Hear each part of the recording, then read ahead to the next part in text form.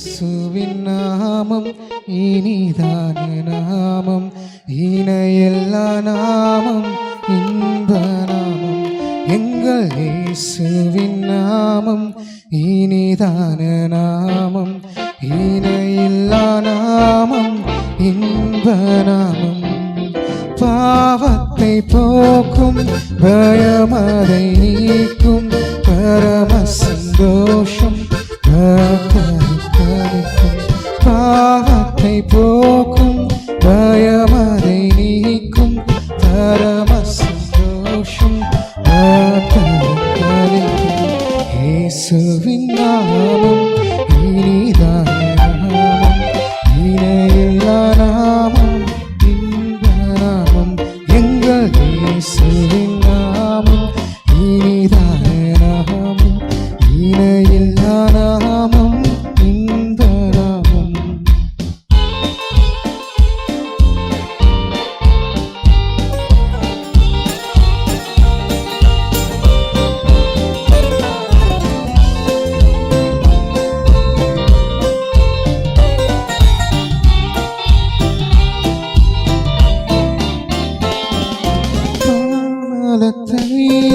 தைலமாமேசுவின் நாமம், தாரெங்கும் வாசனை வீசிடும் நாமம். தாரிமல தைலமா இயேசுவின் நாமம், தாரெங்கும் வாசனை வீசிடும் நாமம். இயேசுவின் நாமம் இனிதான நாமம், இணையில்லா நாமம், இன்ப நாமம். எங்கள் இயேசுவின் நாமம் இனிதான நாமம், இணையில்லா நாமம், இன்ப நாமம்.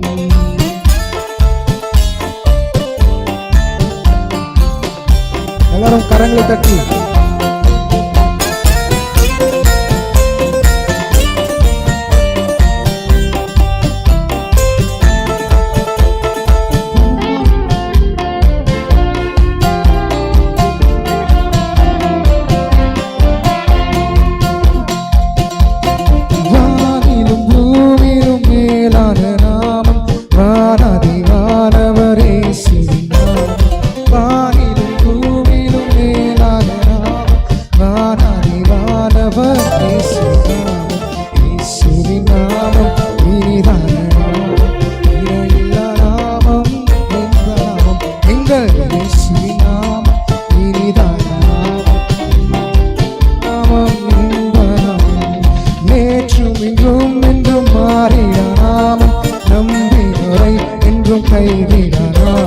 முழங்கால் யாவும் முடங்கிடும் நாமம், மூன்றில் ஒன்றாக சொல்படும் நாமம். இயேசுவின் நாமம் இனிதான நாமம், இணையில்லா நாமம், இன்ப நாமம். எங்கள் இயேசுவின் நாமம் இனிதான நாமம், இணையில்லா நாமம், இன்ப நாமம். தேவனாய கர்த்தர் உங்களை ஆசீர்வதிப்பாராக. இந்த ஆசீர்வதிக்கப்பட்ட நாளில் உங்களோட கூட நான் தியானிக்க விரும்புகிற ஒரு வார்த்தை சுகமாக இருத்தல். பாருங்கள், 3 யோவான் 2ஆம் வசனம் எனக்கு ரொம்ப பிடிக்கும். நான் ஊழியத்துக்கு வரும்போது தேவனுக்கு இந்த வார்த்தை தான் கொடுத்து ஊழியத்துக்கு அழைத்தார். உன் ஆத்துமா வளையிறது போல் நீ எல்லாவற்றிலும் வாழ்ந்து சுகமாயிரு. உன் ஆத்துமா வளையிறது போல் நீ எல்லாவற்றிலும் வாழ்ந்து சுகமாக இருக்க முடியாது வேண்டுகின்றேன். இது அப்போஸ்தலனாகிய யோவான் சத்தியத்தின்படி நேசிக்கிற பிரியமான காவிகள் என்னது சின்ன ஒரு நிருபந்தான். இல்லை, வாழ்க்கைக்கு தேவையான எல்லா விஷயங்களும் அப்படியே அடங்கி இருக்குது. நீங்கள் எல்லாவற்றிலும் வாழ்ந்து சுகமாக இருக்கணும், அது தேவனுடைய சித்தம். நான் எப்பொழுதுமே உலக பிரகாரமான ஆசீர்வாதங்களை மாத்திரம் ஆசீர்வாதங்கள்னு சொல்லவே மாட்டேன். முதலாவது தேவனுடைய ராஜ்யம், அவருடைய நீதி. அதை தேடும்போது எல்லாமே ஆண்டவர் கொடுப்பார். ஒரு பெரிய வீடு இருக்குது, ஒரு பெரிய சர்ச் இருக்குது, காங்கிரிகேஷன் இருக்குது, உங்களுக்கு ஆக்சுவலாட்டு கார் இருக்குது, 2 வீலர் இருக்குது, எல்லாம் வேண்டியது தான். நான் வேணும்னு சொல்லலை. இவ்வளோ இருந்தும் உங்கள் கூட உண்மையாகவே தேவன் இல்லாவிட்டால் உங்கள் வாழ்க்கையில் எந்த பிரயோஜனமும் கிடையாது. உங்களோட ஆத்மா வாழுது. அந்த ஆத்மாவில் எப்பொழுதுமே தேவனை பற்றி உள்ள நினைவு இருக்கணும், தேவனுடைய வார்த்தைகள் இருக்கணும், தேவனுடைய அன்பு இருக்கணும், தேவனுடைய ஆவி இருக்கணும், தேவனுடைய அபிஷேகம் இருக்கணும். அதுதான் யோவான் சொல்கிறாரு, உன் ஆத்மா வாழுது, உன் ஆத்மாவுக்கு அழிவு கிடையாது. அதுபோல் நீ எல்லாற்றிலும் வாழ்ந்து என்ன செய்யணும்? சுகமாக இருக்கணும். வேதத்தில் எத்தனையோ பரிசுத்தவான்கள் பரிசுத்தவட்டிகள் எல்லாற்றிலும் முழு சுகமாக இருந்திருக்கிறாங்க. நம்ம வேதத்தில் பார்க்குறோம் இல்லைங்களா? முற்பிதாக்களுடைய முதல் பிதாவாக ஆபிரகாம் சொல்கிறாங்க. அவர் செல்வ செழிப்புள்ள சீமான் என்ற வேதத்தில் எழுதப்பட்டிருக்குது. அவர்கிட்ட எல்லாமே இருந்தது. ஆண்டவர் குழந்தை பாக்கியத்தையும் கொடுத்துருந்தாரு. அவர் ஒரு தீர்க்கதரிசி என்ற வேதத்தில் எழுதப்பட்டிருக்குது. ஆபிரகாம்கிட்ட ஆண்டவர் நேரடியாக பேசக்கூடிய பாக்கியத்தை பெற்றிருந்தான். ஆண்டருக்கு அவர் விருந்து வச்சார்னு வசனம் இருக்குது. பாருங்கள், நீங்களும் கூட உங்களுடைய வாழ்க்கையில் ஒரு ஆபிரகாமை போல, ஒரு ஈசாக்கை போல, ஒரு யாக்கோபை போல, புதிய ஏற்பாட்டில் வாழ்ந்த எத்தனையோ பரிசுத்தவான்களை போல, பரிசுத்தர்களை போல இங்கே வாழ வேண்டும். நீங்கள் எல்லாவற்றிலும் வந்து சுகமாக இருக்கணும். அது தேவனுடைய சுத்தமாக இருக்குது. என்ன பண்ணணும்? ஈஸியாக இந்த இதில் உள்ள சில வார்த்தைகளை கவனித்து கொண்டு இருக்கிறேன். முதலாவது 3ஆம் வசனம் சொல்லுது, சகோதரர் வந்து நீ சத்தியத்தில் நடந்து கொள்கிறாய் என்று உன்னுடைய உண்மையை குறித்து சாட்சி கொடுத்த போது மிகவும் சந்தோஷப்பட்டேன். என் பிள்ளைகள் சத்தியத்தில் நடக்கிறார்கள் என்று நான் கேள்விப்படுகிற சந்தோஷத்திலும் அதிகமான சந்தோஷம் எனக்கு இல்லை. சத்தியத்தின்படி நடக்கணுமா? சத்தியம் என்பது தேவனுடைய வார்த்தை. உங்களுக்கு தெரியும். நீங்கள் கிறிஸ்டியன் லைஃப்பில் இருந்தீங்கன்னு சொன்னால் கையில் முதலாவது பைபிள் எடுக்கிறீங்க. நீங்கள் 50 வருஷம் இருந்தாலும் 60 வருஷம் இருந்தாலும் அதே பைபிளை தான் படிக்க போகிறீங்க, அதே வார்த்தைகள் தான்.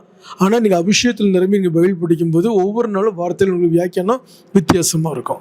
இந்த இடத்துல பாருங்கள், சத்தியம் தேவனுடைய வார்த்தை.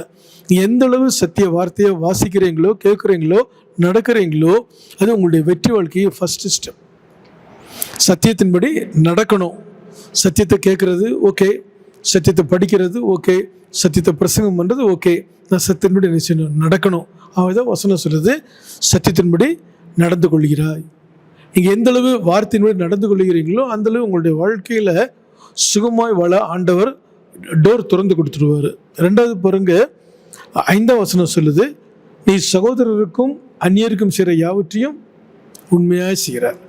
ஒரு மனுஷனுடைய வாழ்க்கையில் உண்மை இருந்துன்னு சொன்னால் தேவன் அவங்க மேலே பிரியமாக இருக்கிறாரு. பொய் உதடுகள் கர்த்தருக்கு அருவருப்பான வேதத்தில் எழுதப்பட்டிருக்குது. நீங்கள் எந்த அளவு வாழ்க்கையில் உண்மையாக இருக்கிறீங்களோ அந்தளவு உங்களுடைய வாழ்க்கையில் நீங்கள் சுகமாக வாழ்வீங்க. நான் அடிக்கடி சொல்லுவேன், ஒரு மனுஷன்ட்டு நீங்கள் பேசும்போது உண்மையை பேசுனீங்கன்னா அவன் கண்ணோட கண் பார்த்து பேசலாம். நீங்கள் ஒரு மனுஷன்ட்ட பேசும்போது உண்மைக்கு மாறாக பேசுனீங்கன்னா அவனோட முகத்தை பார்த்து உங்களுக்கு பேச முடியாதுங்க. வாழ்க்கையில் நான் பார்த்துருக்குறேன். அவன் பாருங்கள், உண்மை. உங்களுடைய வாழ்க்கையில் தாவீதை குறித்து ஆண்டவர் சொல்லுவார் இல்லைங்களா? தாவீது அவருடைய இருதயத்துக்கு ஏற்றவன், அவருடைய இருதயத்துக்கு பிரியமான காரியங்கள் எல்லாம் தாவீது செய்வானா. மோசேயை குறித்த வேதத்தில் எழுதப்பட்டிருக்குது, அவன் வீட்டில் எங்கே உண்மை உள்ளவன். உங்கள் குடும்பத்தில் உண்மையாக இருங்க, உங்கள் சபையில் உண்மையாக இருங்க, நீ வேலை செய்கிற இடத்துல உண்மையாக இருங்க, உங்களுடைய மனைவி இடத்துல, உங்களுடைய கணவன் இடத்துல, உங்களுடைய பிள்ளை இடத்துல உண்மையாக இருங்க, உங்கள் ஃப்ரெண்ட்ஸ்கிட்ட உண்மையாக இருங்க. நீங்கள் உண்மையாக இருந்தீங்கன்னா நிச்சயமாகவே உங்களோட ரேஞ்சே தனியாக இருக்கும். உண்மையாக தான் பேசுகிறீங்க, உண்மையின்படி தான் நீங்கள் என்ன செய்கிறீங்க, ஜீவிக்கிறீங்க, உண்மையாக தான் சொல்லுவீங்கன்னு உங்களுக்கு நேம் வந்துடுச்சுன்னு சொன்னால் நிச்சயமாகவே எல்லா இடமத்திலும் உங்களோட மதிப்பு மரியாதை தானே கூடும் இல்லைங்களா? ஆகவே பாருங்கள், முதலாவது சத்தியத்தின்படி நடையுங்க. 2வது உண்மையை பேசுங்க. உண்மையாக யாருக்கும் எல்லாவற்றையும் நீங்கள் செய்யுங்க. அடுத்தது பாருங்கள், 6ஆம் வசனம் சொல்லுது, அவர்கள் உன்னுடைய அன்பை குறித்து சபைக்கு முன்பாக சாட்சி சொன்னார்கள். அன்பில்லாதவன் தேவன் அறியான் என்ற வேதத்தில் எழுதப்பட்டிருக்குது. தேவன் அன்பாகவே இருக்கிறார். புதிய ஏற்பாட்டில் ஆண்டவர் பிரமாணத்தை 2ஆக சுருக்கிட்டார். நியாய பிரமாணத்தை 2ஆக அவர் என்ன செஞ்சாருன்னா கான்செப்ட் முடிச்சுக்கிட்டாரு. என்ன சொன்னார்னா, நீ தேவனிடத்தில் அன்பாக இருக்கணும், தேவசில உருவாக்கப்பட்ட மனுஷனிடத்தில் அன்பாக இருக்கணும். இந்த 2 நீங்கள் செஞ்சாலேயே போதும். நியாயப்பிரமாணத்தை நிறைவேற்றிடுறாங்க. தேவன் அன்பாக தான் இருக்கிறாராம். வசனம் சொல்ல தேவன் அன்பாகவே இருக்கிறார். நீங்கள் தேவசில உருவாக்கப்பட்ட மனுஷனிடத்தில் அன்பாக இருக்கணும். இந்த காரியங்கள் ஒவ்வொன்றும் தொடர்புடையது. நீங்கள் சத்தியத்தின்படி நடந்தீங்கன்னா உங்கள் வாழ்க்கையில் உண்மையை தான் பேசுவீங்க. நீங்கள் உண்மையை பேசுகிறீங்கன்னா நீங்கள் எல்லாத்தையும் இங்கே அன்பாக இருப்பீங்க. தான் கண்ட சகோதரிடத்தில் அன்பு கூறாதவன் காணாத தேவனிடத்தில் எப்படி அன்பு கூறுவான் என்று வேதத்தில் எழுதப்பட்டிருக்குது. கிறிஸ்டியன் லைஃபே அன்பு தான்.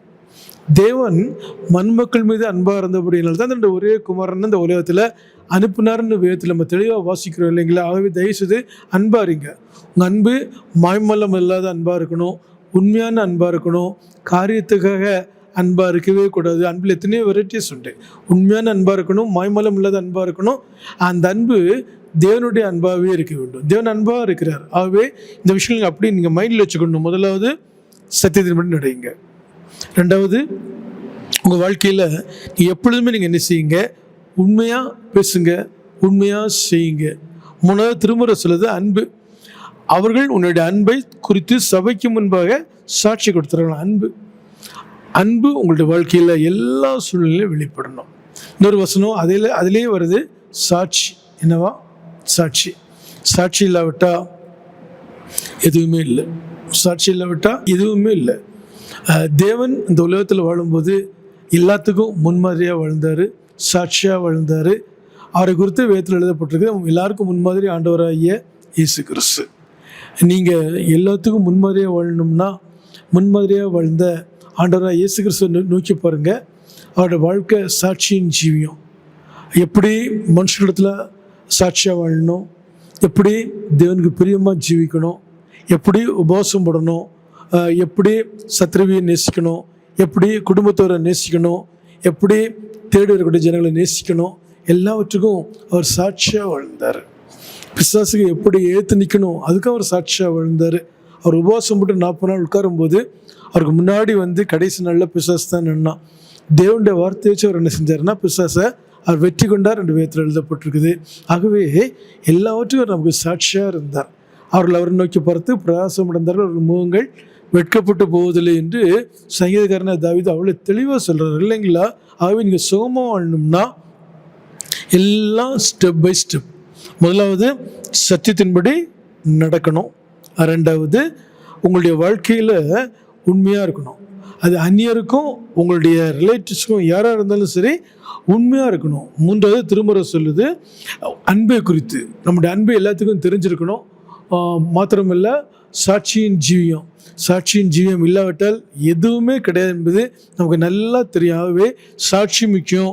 அதுபோல் இன்னும் 2 வசனங்கள் அதை பின்பற்றக்கூடாதுன்னு வேலை வசனம் இருக்குது. அந்த 3 யோவான் 11 எழுதப்பட்டிருக்குது. பிரியமானவனே, நீ தீமையானதை பின்பற்றாமல் நன்மையானதை பின்பற்று. நன்மை செய்கிறவன் தேவனால் உண்டாயிருக்கிறான், தீமை செய்கிறவன் தேவனை காணவில்லை. உங்களுடைய வாழ்க்கையில் எந்த சூழ்நிலையாக இருந்தாலும் சரி தீமையான காரியங்களை பின்பற்றாதீங்க.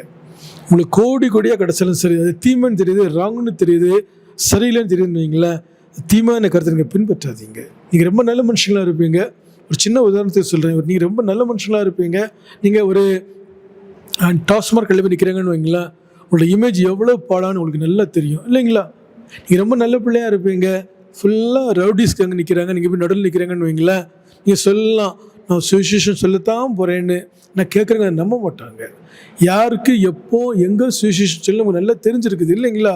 தீமையானது பின்பற்றக்கூடாது. மாத்திரமில்லை, எந்த சூழ்நிலையாக இருந்தாலும் சரி நன்மையை தான் பின்பற்றணுமா திருமுறை கூறுகிறது. ஆத்மா வாழுது, ஆத்மாவுக்கு அழிவு கிடையாது. இந்த உடம்பு அழிஞ்சிரும், ஆனால் ஆத்மா ஒருபோதும் அழியாது. உன் ஆத்மா வழிகிறது போல் இந்த உலகத்தில் நீ எல்லாற்றிலும் வாழ்ந்து சுகமாக இருக்கணும்னா சத்தியத்தின்படி நட.